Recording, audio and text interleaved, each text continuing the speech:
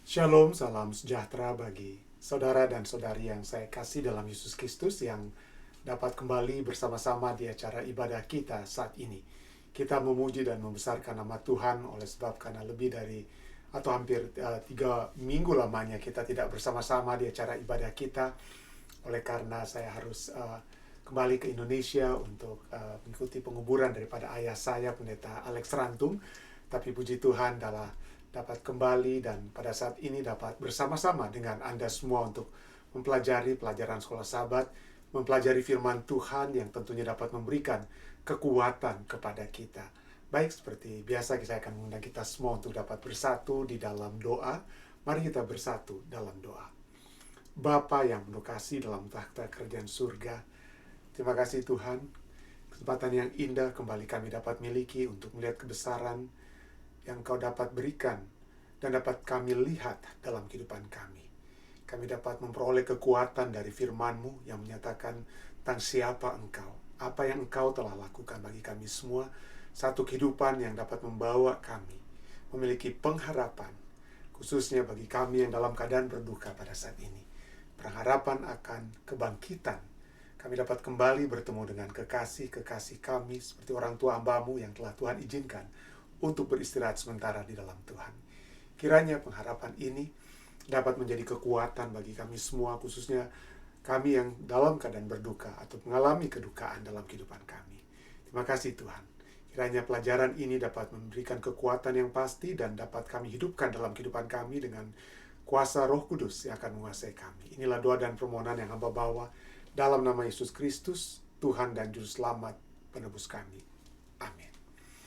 Baik saudara yang saya kasih dalam Yesus Kristus, kembali kita mempelajari pelajaran dari kitab 1 dan 2 Korintus. Dan pada saat ini kita memiliki satu judul pembahasan sepanjang minggu ini, kuasa kebangkitan Kristus. Kuasa kebangkitan Kristus. Dan ayat intinya terdapat dalam 1 Korintus 15 ayat 14 dan 17 firman Tuhan katakan, dan jika Kristus tidak dibangkitkan, maka pemberitaan kami sia-sia dan imanmu juga sia-sia. Percuma kita memiliki iman kepada Kristus kalau Dia tidak dibangkitkan. Dan lanjutnya dikatakan, dan jika Kristus tidak dibangkitkan, imanmu itu sia-sia, kamu masih berada dalam dosamu. Kebangkitan Kristus memiliki kuasa, dan kita pada saat ini dimintakan untuk memaklumkan, mengabarkan kebangkitan Kristus, ya. Memaklumkan dan mengabarkan Kristus. Dan inilah satu pekabaran yang dikabarkan oleh Rasul Paulus, ya. Dia katakan dalam 1 Korintus 15 ayat 4 dan ayat 6, dia katakan apa? Bahwa Yesus, ya, Yesus itu telah dikuburkan. Dia telah mati dan dikuburkan, ya. Dan bahwa Ia telah dibangkitkan pada hari yang ketiga sesuai dengan kitab suci. Ayat 6 kemudian dikatakan, sesudah itu Ia menampakkan diri. Jadi kebangkitannya itu nyata dan jelas, ya. Sesudah itu Ia menampakkan diri kepada lebih dari 500 saudara sekaligus. Kebanyakan dari mereka masih hidup sampai sekarang, bukan waktu yang lama. Yesus bukan satu legenda yang sudah berpuluhan tahun atau ratusan atau ribuan tahun sudah lewat. Tidak, masih berada dalam satu generasi kita, ya. Ada 500 saudara sekaligus, kebanyakan dari mereka masih hidup sampai sekarang. Tetapi beberapa di antaranya telah meninggal. Nah, kenapa Rasul Paulus harus menyatakan kepada orang-orang di Korintus seperti judul pelajaran kita saat ini? Kita harus memaklumkan, ya, pelajaran kita katakan apa? Memaklumkan tentang apa? Kebangkitan Kristus. Kenapa dia harus katakan ini? Karena orang-orang di Korintus tidak mau memaklumkan tentang kebangkitan Kristus. Mereka tidak mau membahas tentang kebangkitan itu sendiri. Mereka mungkin merasa, itu bukan satu hal yang yang patut untuk dikatakan. Mungkin mereka malu untuk menyatakan tentang hal itu. Oke, kita bisa percaya tentang kasih Kristus, tentang hal-hal lain sehubungan dengan Kristus, tapi tentang kebangkitannya itu bertentangan dengan budaya, filsafat, dan kepercayaan mereka di saat itu. Nah, kita akan lihat ini, ya. Kenapa itu mereka seperti tidak mau, enggan memaklumkan, ya, memaklumkan tentang kebangkitan Yesus. Bahkan Rasul Paulus harus menyatakan, kalau kamu tidak percaya, lihat, masih ada banyak saksi yang menyaksikan kebangkitan daripada siapa, ya? Kebangkitan Yesus. Kenapa? Dia ingin mereka merasa yakin. Ini terjadi karena latar belakang orang-orang Yunani di Korintus yang tidak percaya dengan kebangkitan. Nah, kenapa? Mari kita lihat ya.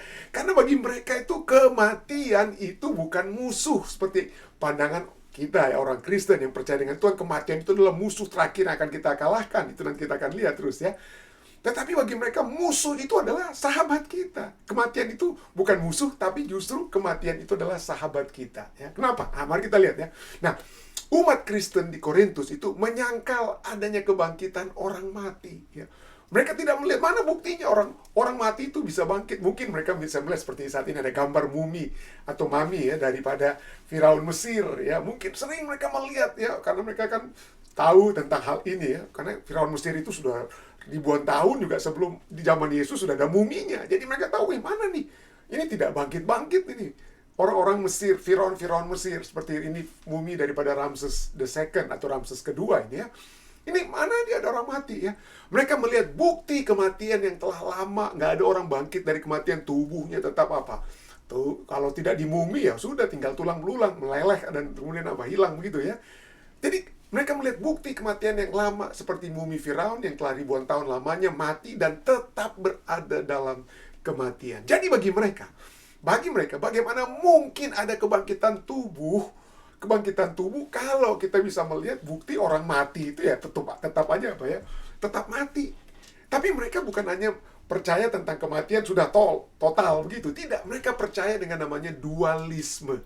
Satu dualisme yang menyatakan bahwa ada perbedaan antara tubuh atau body bahasa Inggrisnya dan soul atau jiwa. Nah, kita tidak percaya firman Tuhan. Kita sudah sering mempelajari. Kata jiwa itu berarti juga apa ya? Manusia secara utuh ya. Oh, berapa banyak jiwa yang meninggal atau berapa banyak jiwa yang dibaptis. Nah, seringkali kita bilang tentang jiwa ya. Itu menyatakan satu keutuhan. Tidak ada perbedaan. Yang bedanya tubuh itu adalah sesuatu yang dapat dilihat, sedangkan jiwa itu yang seringkali kita pikir ya, atau spirit, roh dan itu adalah pikiran-pikiran kita, perasaan kita yang mungkin ada yang tidak dilihat oleh orang lain. Tapi kalau kita sudah mati, maka itu hilang semuanya sama-sama apa? Hilang. Tetapi bagi orang-orang Yunani, filsafat-filsafat Yunani, ada perbedaan antara tubuh dan jiwa. Ada dualisme.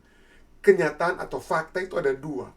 Filsuf-filsuf Yunani itu berbicara tentang kedua hal ini. Dan bagi mereka, ya, jiwa kita adalah pribadi kita yang sesungguhnya.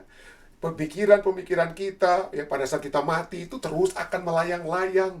Ya, pemikiran-pemikiran itu adalah hal yang baik dan apa? Hal yang baik dan abadi. Nah, menjadi satu pertanyaan.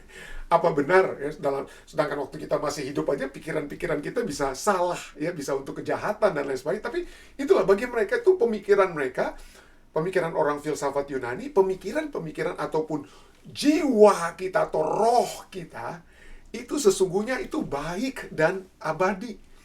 Ya.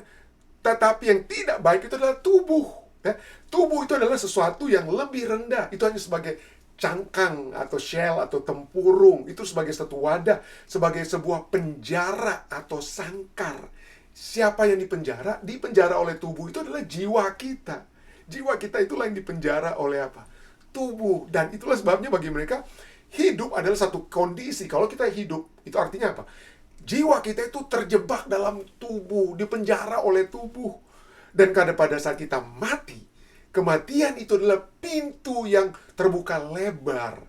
Yang menyebabkan apa? Jiwa yang baik itu pada akhirnya terbebas dan melayang lepas dari tubuh. Tubuh yang tidak baik tersebut. Inilah filsafat Yunani yang tidak sesuai dengan firman Tuhan. Tapi inilah filsafat Yunani yang berkembang zaman Rasul Paulus dan juga berkembang saat ini. Orang katakan, wah tubuh pada saat kita mati, maka jiwa kita itu melayang-layang, bisa melihat keadaan apa orang kita pada saat kita mati, jiwa kita, roh kita itu melayang-layang, bisa lihat apa yang terjadi dalam dunia. Wah, tentu saja Alkitab katakan kematian itu pada saat kita mati kita tidak tahu apa-apa. Bayangkan kalau saya mati misalnya ya. Atau seperti orang tua saya, ayah saya yang baru saja meninggal. Misalnya, kalau kita seperti kebanyakan keyakinan saat ini, dia tubuhnya sudah kaku, saya melihat tubuhnya kaku, ya. Saya melihat tubuhnya kaku. Lalu kita percaya, misalnya kita percaya rohnya itu melayang-layang. Oke, kalau saya terus-terus jadi anak yang baik, mungkin ayah saya senang-senang saja mungkin rohnya di surga atau di mana ya. Tapi kalau saya tidak menjadi anak yang baik, wah, bisa stres dia apa? Di surga. Padahal Alkitab katakan pada saat kita mati, maka segala perasaan kita, perasaan benci, perasaan kasih kita itu apa? Hilang. Tapi inilah ajaran daripada Yunani ini menyatakan tubuh kita itu yang baik diterima keluar dari tubuh. Ya, jiwa kita itulah yang baik keluar dari apa? Keluar dari tubuh, bebas. Bebas dia pada saat kita mati. Jadi kematian itu adalah sahabat kita, sahabat kita. Nah, itulah sebabnya filsafat Yunani ini mendefinisikan kematian bukan lagi sebagai hal yang mengerikan, melainkan justru mendapatkan satu proses untuk peningkatan derajat kita, supaya jiwa kita itu terbebas dari tubuh. Jiwa atau dunia spiritual inilah lebih berharga daripada tubuh atau dunia fisik. Itu yang mereka selalu katakan. Jadi dengan kata lain, maut dan kuburan itu bukan lagi musuh, karena itu hanya sebagai tempat pelepasan kulit luar kita yang semata. Kematian itu justru membantu kita supaya yang di dalam itu keluar dari kulit luarnya, ya, dapat keluar dari kulit. Nah, maut dianggap bagi filsafat Yunani itu sebagai sahabat, ya. Tetapi bagi Alkitab, 1 Korintus, dan kita terus baca ya, 1 Korintus 15 ayat 26 katakan musuh terakhir itu bukan sahabat. Musuh terakhir yang dibinasakan ialah maut. Maut itulah apa? Musuh maut itu terjadi hanya karena dosa. Kalau tidak ada dosa, ya tidak ada kejahatan, maka tidak akan ada maut. Tapi karena adanya dosa, maka maut itu jadi. Dan inilah Kristus telah mengalahkan. Tapi inilah ya, jadi Rasul Paulus kembali katakan ya, iya, Kristus telah dikuburkan, ia telah dibangkitkan pada hari yang ketiga sesuai dengan kitab suci, bahwa ia menampakkan diri kepada Kefas dan kemudian kepada ke-12 muridnya. Dan ini itu Paulus tuliskan. Kenapa? Karena sebelumnya mungkin bagi orang Yunani harus ditekankan terus-menerus oleh Rasul Paulus bahwa Kristus itu bangkit.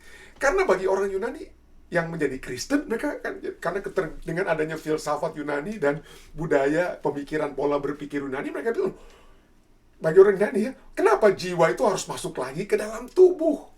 Kenapa jiwa harus jiwa kan sudah senang-senang kalau dia di luar tubuh. Sudah senang-senang kalau dia di luar tubuh. Tapi Rasul Paulus tidak. Pada saat Yesus mati, ya, dia mati, ya, segala sesuatunya hilang, dan pada saat dia bangkit, itu kebangkitan tubuh. Karena tubuh dan jiwa itu adalah satu hal yang sama. Ya.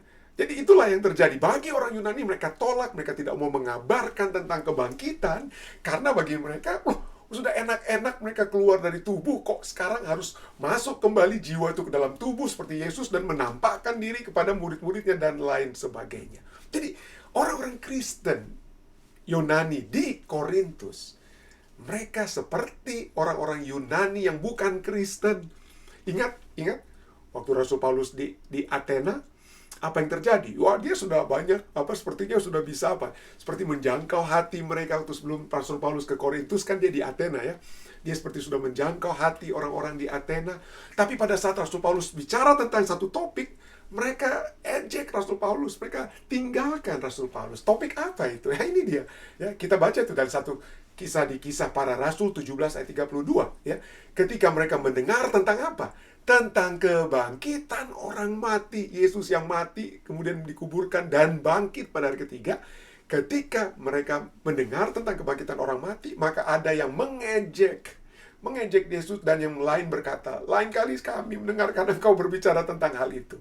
Kenapa mereka mengejek Yesus? Mengapa Yesus diejek? Karena bagi mereka sekali lagi kematian itu sudah satu hal yang baik supaya jiwa itu keluar dari tubuh. Jangan jiwa itu kembali lagi masuk ke dalam tubuh.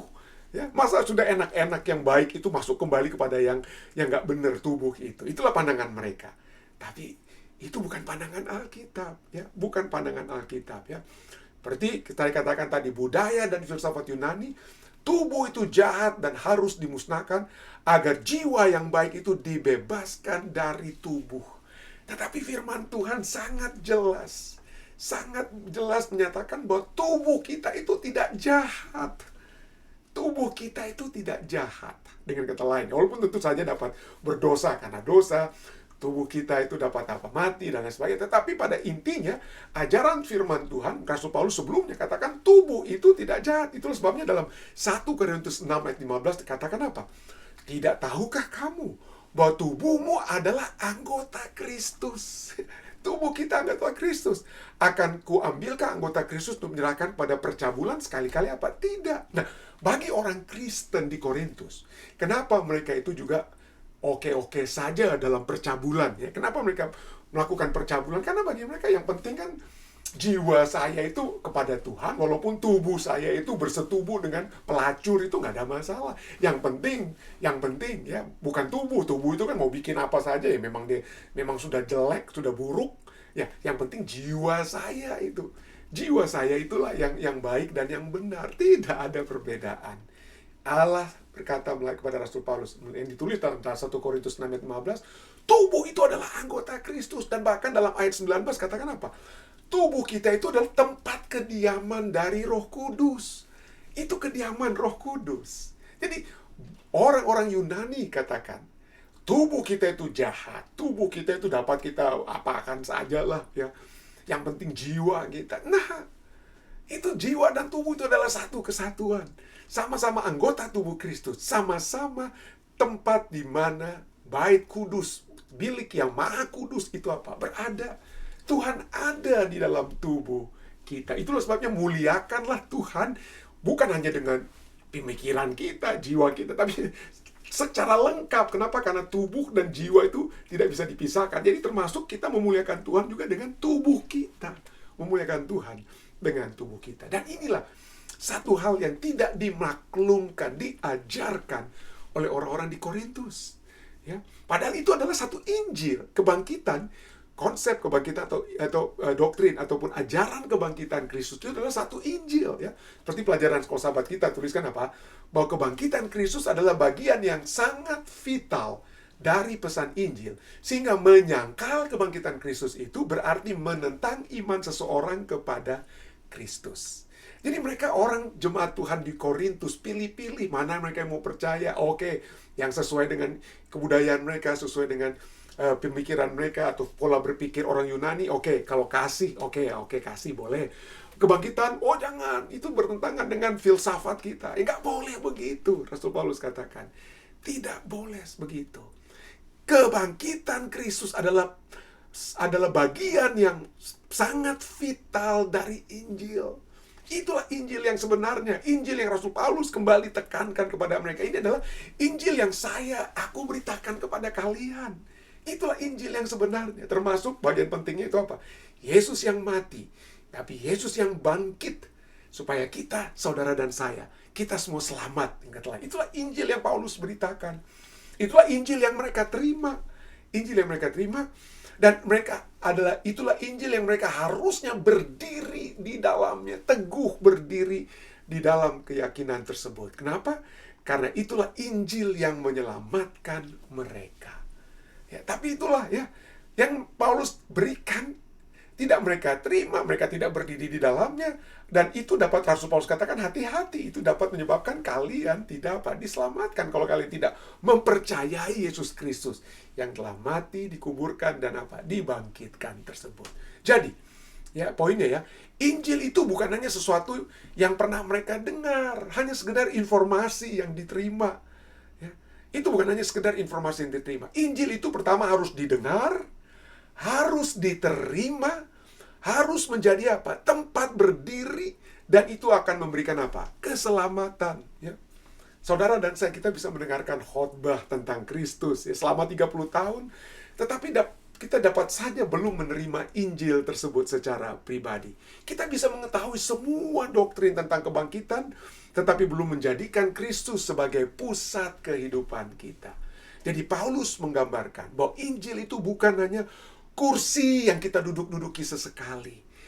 Injil bukan kursi, tapi itulah tanah di mana kita berdiri, fondasi di mana kita dapat berdiri. Tanpa adanya tanah, kalau kita ada di air, maka kita tenggelam ya. Tapi Injil adalah apa? Yang mana kita berdiri, tempat kita berdiri ya. Itulah ya.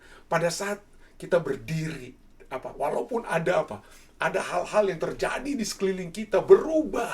Tapi kalau tanah tempat kita berdiri, sama seperti ya baru kita sedang mengalami, lihat orang-orang di Flores, ada gempa bumi, ya, kita berdoa terus untuk mereka di Flores. Salah satu video yang saya lihat adalah pada saat orang-orang ada berada di satu pulau, Komodo kalau nggak salah itu ya. Pada saat itu bergoyang 7,7 ya, gempa bumi tersebut di Flores. Itu bergoyang, maka saya lihat orang-orang berdiri di mana? Di atas di atas bukit batu tersebut. Mereka walaupun sedikit goyang tapi mereka tidak jatuh ya. Tempat mereka berdiri ya. Sekalipun ekonomi berubah, kesehatan kita berubah ya. Sekalipun sahabat-sahabat kita, kekasih kita meninggalkan kita, gereja mengalami masalah, bahkan doa kita tidak dijawab. Tetapi jika kita bisa berdiri di tengah di dalam kekuatan Injil, Yesus yang telah datang, mati, dikuburkan dan bangkit untuk kita, supaya kita yang percaya tidak akan binasa melainkan beroleh hidup yang kekal, maka itulah yang akan menghasilkan keselamatan ya, dan tidak dapat dihancurkan oleh apapun. Dan itulah sebabnya Rasul Paulus katakan kabarkan. Ya, kabarkan, karena Yesus yang dibangkitkan itu, ya, dia dikuburkan, dia mati, dikuburkan, dan dibangkitkan, itu sesuai dengan kitab suci. Itu sesuai dengan kitab suci. Jadi kekuatan kita itu bukan hanya apa yang aku sudah katakan, tapi Rasul Paulus pada saat dia tulis ini kan, dia menulis suratnya ini kepada mereka, itu belum ada perjanjian baru. Yang ada adalah perjanjian lama. Dan di perjanjian lama berbicara tentang siapa? Mesias, juru selamat, yang akan menderita agar umat manusia dapat memperoleh keselamatan. Itulah Injil ya. Itulah sesuai dengan kitab sucinya. Jadi pengorbanan Kristus sesuai dengan firman Allah. Seperti, saya mohon maaf, ini tidak sempat saya rubah. Ini bukan 1 Korintus 15 ayat 4, tapi dari kitab Yesaya 53 ayat 4. Okay? Yesaya 53 ayat 4 katakan apa? Tetapi dia tertikam oleh karena pemberontakan kita. Ganjaran yang mendatangkan keselamatan bagi kita ditimpakan kepadanya, dan oleh bilur-bilurnya kita menjadi sembuh. Ya, itu dia.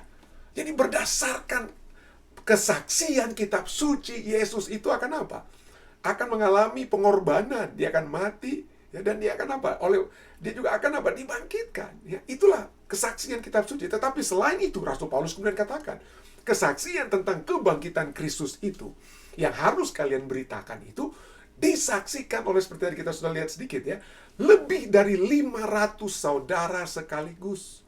Ya, kalian kan punya daerah lain. Rasul Paulus kan akan berkata seperti kepada orang-orang Korintus, kalian memiliki akses, kalian ada kota-kota pelabuhan, coba kalian pergi ke Yerusalem, tanya orang-orang ada di Yerusalem dan lain, atau di tempat-tempat lainnya ya, yang 500 orang ini yang masih hidup. Kalian bisa bertanya kepada mereka. Jangan pernah ragu-ragu tentang kesaksian orang. Nah, di zaman dahulu hingga zaman sekarang ini ya, kalau sampai ada satu peristiwa dan orang yang menyaksikan peristiwa itu menyatakan, memberikan kesaksian, maka itu di mata hukum, di mata pengadilan itu kuat ya, diterima. Seperti Alkitab juga katakan ya, dalam Ulangan 19 ayat 15 katakan apa? Kalau satu orang saja yang bersaksi, oke, mungkin bisa kita tidak percaya. Tapi kalau ada 2 atau 3 orang saksi, maka perkara tersebut, kesaksian tersebut tidak dapat disangsikan. Dan sekarang Rasul Paulus katakan, ada 500 yang menyaksikan Yesus yang bangkit. Silakan, kalian punya akses untuk naik kapal atau apalah, pergi untuk melihat saksi-saksi tersebut. Tanya kepada saksi-saksi tersebut yang telah melihat Yesus yang yang bangkit. Penting sekali kalian untuk merasa yakin, karena ini adalah kesaksian kitab suci, kesaksian 500-an orang yang masih hidup. Kabarkan, jangan malu-malu hanya karena orang Yunani tidak percaya dengan kebangkitan. Bukan berarti kalian harus lebih menurut kebudayaan filsafat Yunani daripada firman Tuhan atau fakta tentang kebangkitan Yesus Kristus. Kenapa? Kalau kalian sampai tidak percaya, Rasul Paulus katakan, kalau kalian sampai tidak percaya bahwa Yesus itu bangkit, maka sia-sia ya, sia-sia iman kita. 1 Korintus 15 ayat 13-14 katakan, kalau tidak ada kebangkitan orang mati, maka Kristus juga tidak dibangkitkan. Tetapi andai kata Kristus tidak dibangkitkan, maka sia-sialah pemberitaan kami, dan sia-sialah juga kepercayaan kamu. Sia-sialah juga kepercayaan kamu. Kurang lebih 3 minggu yang lalu ya, atau 2 minggu yang lalu, itu 3 minggu yang lalu, saya memiliki satu pengalaman yang sedih untuk membawa orang tua saya ke penguburan. Itu sebagai seorang pendeta sudah sering saya berbicara tentang pengharapan, tentang pada saat tanda dibunyikan, ya, orang yang mati, yang percaya akan dibangkitkan lebih dahulu seperti 1 Tesalonika 4 katakan, dan kita yang masih hidup akan diangkat bersama-sama dalam kerajaan surga. Oh, saya sering memberikan penghiburan kepada orang lain. Tetapi pada saat ayah saya sendiri meninggal, itu suatu hal yang berbeda. Apa yang tadinya saya rasakan dari orang lain, saya bisa merasakan, saya bisa menangis dengan anggota-anggota yang kehilangan orang tua mereka. Tapi pada saat saya kehilangan ayah saya sendiri yang saya kasih, bukan lagi saya merasakan, tetapi saya dapat memahami. Saya dapat memahami air mata yang tercurah, rasa duka yang mendalam. Bukan karena saya tidak percaya akan tentang akan ada kebangkitan nantinya, tetapi mungkin karena waktu yang saya pikir, aduh seandainya saja saya masih memiliki kesempatan yang lebih banyak untuk dapat berbicara dengan ayah saya sebelum dia meninggal. Atau saya berada di samping dia untuk memberikan doa terakhir kepada ayah saya. Papi, it's okay papi untuk beristirahat sementara dalam Tuhan. Nanti kita akan bertemu kembali. Saya rindu untuk menyatakan perkataan tersebut kepada ayah saya. Tapi saya tidak dapat katakan karena saya berada di Amerika dan beliau pada saat meninggal berada di Bandung. Tetapi saya tetap bersyukur kepada Tuhan. Karena walaupun saya tidak dapat menyatakan kata-kata terakhir perpisahan kepada ayah saya, pada satu saat saya akan kembali bertemu dengan beliau. Pada saat Yesus datang di kali yang kedua, saya akan bertemu dengan beliau. Kenapa? Karena Yesus yang mati telah bangkit. Yesus yang mati telah bangkit. Dan ayah saya yang Tuhan sudah izinkan untuk beristirahat dalam Tuhan, akan kembali, saya dapat memiliki kesempatan bertemu dengan beliau. Inilah satu kekuatan, satu pengharapan yang saya miliki. Dan saya berdoa, kiranya ini juga dapat menjadi satu kekuatan bagi kita semua, sehingga kita dapat memaklumkan tentang kebangkitan Kristus itu kepada sesama. Kiranya ini dapat menjadi satu kekuatan bagi kita semua. Saya bawa ini dalam nama Yesus. Amin. Mari kita bersatu dalam doa. Terima kasih Tuhan, kesempatan indah dapat kami miliki saat ini untuk membahas tentang kebangkitan Yesus Kristus. Dan bukan hanya untuk dapat mendengar, tapi kami dapat memaklumkan, menyatakan tentang Yesus Kristus yang telah mati, yang telah dikuburkan, namun pada hari ketiga telah dibangkitkan. Agar semua umat-umat Tuhan yang percaya tidak akan binasa. Seperti Kristus yang bangkit, maka kami percaya semua umat-umat Tuhan, termasuk orang tua hambamu, ayah hambamu, yang kau telah izinkan untuk beristirahat, akan dibangkitkan pada saat engkau datang di kali yang kedua. Terima kasih Tuhan. Kiranya pengharapan ini dapat bukan hanya menjadi bagian kekuatan bagi hambamu, tapi menjadi kekuatan bagi seluruh umat-umatmu yang kehilangan suami yang mereka kasihi, kehilangan istri yang mereka kasih. Demikian juga seperti hambamu, kehilangan orang tua yang mereka kasih, anak-anak mereka sekalipun Tuhan. Kiranya Tuhan akan memberikan penghiburan dari surga kepada mereka. Biarlah Tuhan, kebangkitan Kristus itu akan menjadi satu pengharapan yang pasti, bahwa kami akan kembali bertemu dengan kekasih-kekasih kami yang telah mati di dalam Tuhan, yang telah beristirahat di dalam Tuhan, namun akan dibangkitkan pada saat Engkau datang di kali yang kedua. Inilah doa kami Tuhan. Inilah permohonan kami Tuhan, yang hamba bawahnya di dalam nama Yesus Kristus, Tuhan dan Juru Selamat menebus kami. Amin. Terima kasih saudari sekalian yang sudah bersama-sama. Sampai bertemu kembali besok di waktu yang sama. Tuhan memberkati kita semua.